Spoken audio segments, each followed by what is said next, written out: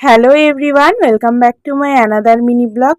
আজ শ্রাবণ মাসের দ্বিতীয় সোমবার, তাই প্রথমেই কিন্তু বাড়ির ঠাকুরকে পুজো দিয়ে নিলাম।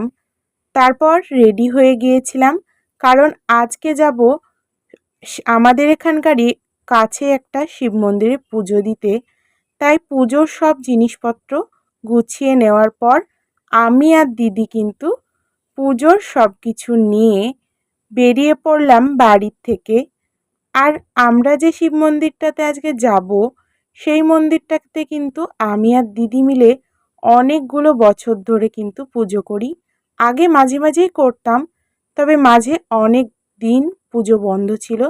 তো আজ কিন্তু আমরা অনেক দিন পর আবার সেই মন্দিরে যাচ্ছি, মন্দিরে শিব ঠাকুরের পুজো করতে। তারপর হাঁটতে হাঁটতে কিন্তু আমরা পৌঁছে গিয়েছিলাম মন্দিরের কাছাকাছি। নেক্সট পার্ট খুব তাড়াতাড়ি আসছে, তাড়াতাড়ি সাবস্ক্রাইব করে দাও।